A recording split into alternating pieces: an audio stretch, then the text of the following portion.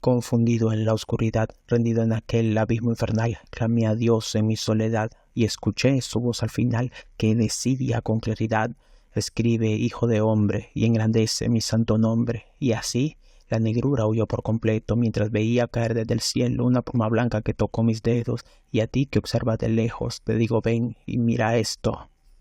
Hola gente, ¿qué tal? Bienvenidos una vez más al canal. Esta vez nos toca el análisis del segundo poema del libro. El poema se titula El duelo y pues vamos a intentar exponer las inspiraciones, los modelos, las cosas que están entre comillas ocultas dentro del poema, aunque pienso yo que se lee de una manera muy literal y que si vos pones algo de atención puedes darte cuenta de lo que está oculto. Pero para ahorrar parte de ese trabajo, pues lo voy a tirar, como siempre, pues un análisis tirando todos los motivos y contándoles la curiosidad de cómo fue que se escribió esto, porque esto se escribió en base a un reto que nunca pensé que podría pues llegar a devenir en esto. Entonces, vamos a comenzar una vez más con el análisis.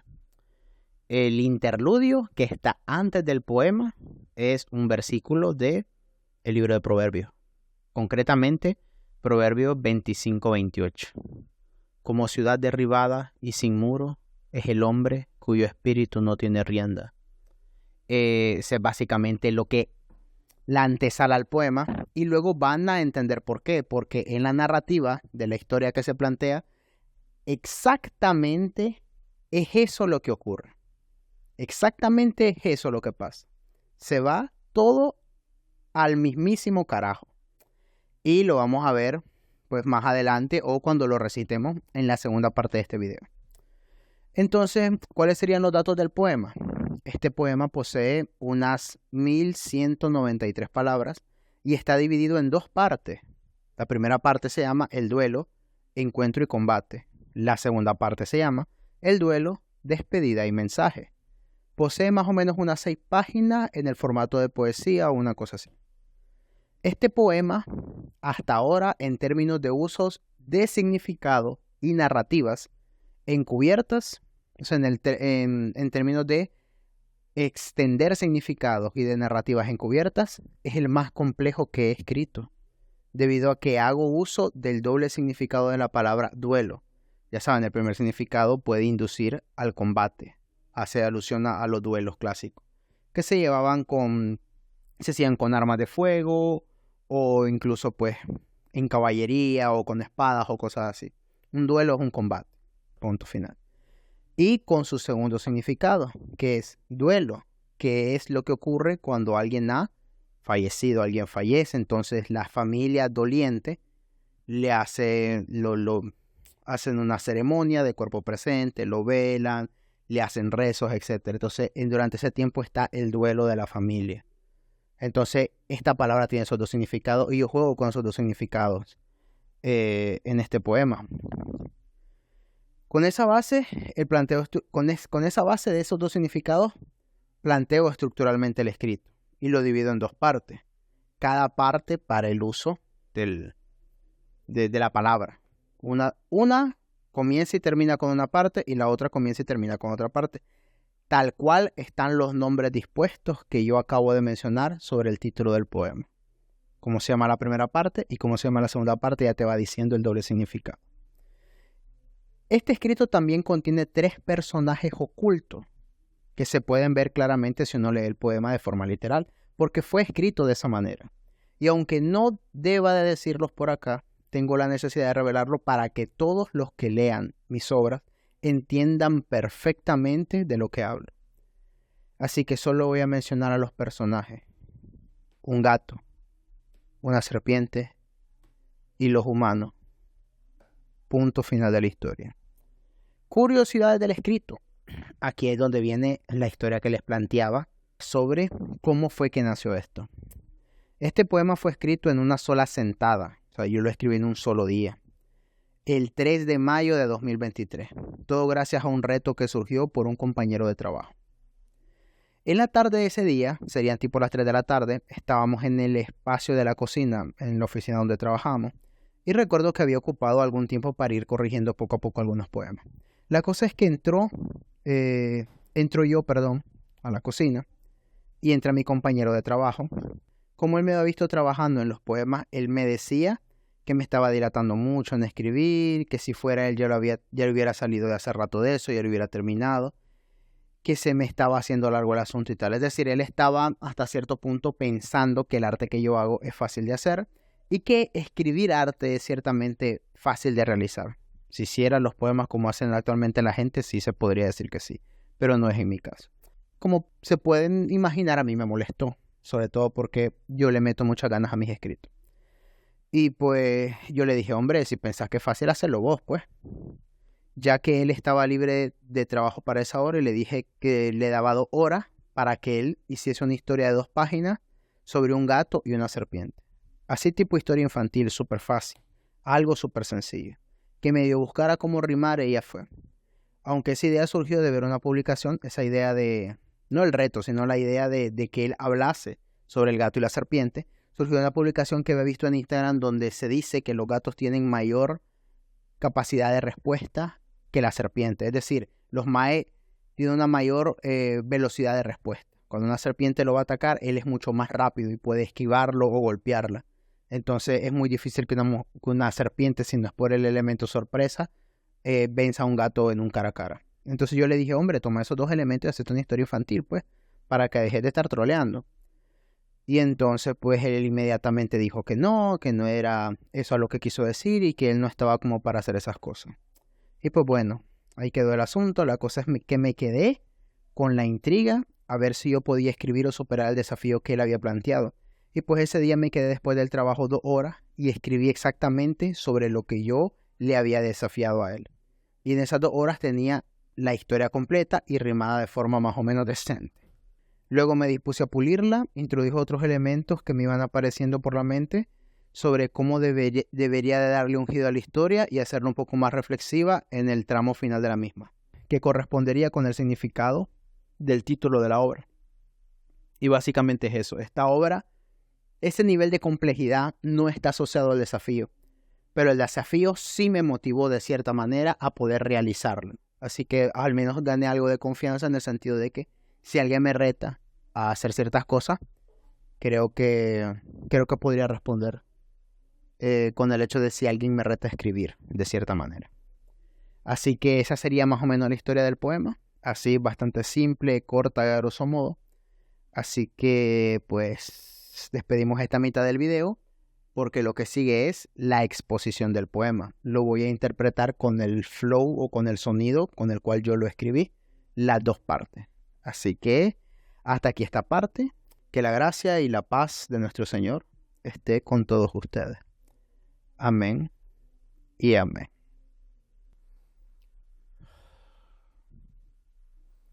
Deambulando en callejones sombríos entre los resquicios del barrio y sus vicios, siente el hastío del fato gentío y su zafio bullicio, e intenta pasar desapercibido sin hacer sonidos como los impíos, siempre con vestimentas de gala que encajan con su mirada de plata, que encuadran con sus bigotes en cara que encantan y opacan a los ostentosos de trajes costosos que se engalanan con bolsos, pulseras, chapas y alhajas, licencias caras que adornan su facha, corbatas socadas, cuero y zapatos de marca, chalecos hechos a mano, pantalones caros, cabellos pintados, sacos y prendas de manga larga, pero nada que prenda al que se codea con el sastre ciego de la noche negra que baña sus telas al brillo del río de la luna nueva. Así se pasea entre las aceras, calles, plazas y las azoteas, cubierto de gracia con la vista en alza, como si nada le perturbara, hasta que un día, entre las rutinarias salidas, vislumbraría en la lejanía al que sin saber sería el riesgo más alto que enfrentaría en toda su vida. Así llegó el día, y por las frondosas veredas de madera de cierto camino vio de lejos reposar un tipo que lucía un abrigo fino adornado en escamas de color trigo. Al ver su posición, algo le inquietó, pues parecía que se lanzaría en cualquier pulsión. No parpadeaba, solamente se contoneaba, y al hablar exhibía con gracia supina una lengua delgada, larga y cortada que relamía. Astuto e infame le resultó el personaje, aunque ambos compartían símiles sutiles, no despreciables, como el de una mirada penetrante, con bellos brillos y finos filos reflectantes, más la sensación de expectación ante una agresión, pero con dialectos muy dispares. Mientras del primero sus palabras eran suaves, su contraparte hacía alarde de un siseo incesante, razón por la cual resistía al escucharle, pues presentía que sucumbiría ante su talante, detectando al instante que su lengua intrigante escondía un poder detestable, como el semejante al de condenar e incapacitar, haciendo dudar hasta los gigantes. Así él se dispuso al combate, y templó su semblante, arqueó su espalda y sacó sus carambits, mientras el contendor desafiante, impasible y sin inmutarse de entre sus fauces, desenfundaba un par de sables curvos punzocortantes, entre posturas amenazantes y aquel silencio inquietante, inamovibles e inalterables, disipaban por medio del aire de su rival en primer embate. En un instante el contrincante, sin replicarle, saltó adelante y como un destello brillante intentó matarle, mas no atinó a dañarle, pues los milisegundos del segundo cual escudo lograron resguardarle, volviéndole más ágil, logrando así esquivar el ataque, y de esta manera su contraparte a la cabeza logra apuntarle su contraataque, y de un solo tajo a tajo arañó y dañó el grosor de aquellas escamas impenetrables. Sin heridas graves, perduraron expectantes, conscientes mutuamente de que no podrían lastimarse. El segundo fue el primero a retirarse, volviendo a envainar sus sables. Así retornó a su viaje a paso reptante, enfilando una huida lenta, segura e imperturbable.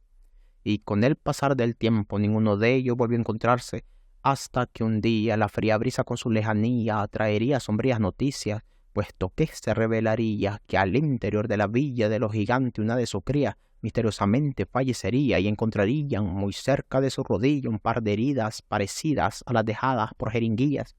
Y aunque en su mente uno lo creía, en sus carnes ya presentía, pues meditaba en retrospectiva, que dichas heridas semejanzas compartirían con los sables que aquel sujeto blandía. De ser cierta la narrativa de aquella vil acción punitiva, sería la última fechoría que aquel innombrable jamás haría, pues los gigantes tamaña afrenta jamás la perdonarían, y así su sentencia reafirmarían, pues con su sangre la firmarían y con su carne la firmarían, su espíritu se saldría y su chispa se extinguiría, su vida la perdería con los alientos que exhalaría, y su alma le dejaría, pues con ésta lo pagaría, y su sospecha confirmaría, pues de lo alto contemplaría aquel nefasto escenario, a los gigantes desdichados, agolpados en aquel cuarto, arropados únicamente por el llanto y el quebranto, y asimismo atisbó con el más profundo horror unos restos finados amontonados en el fondo de un sucio patio.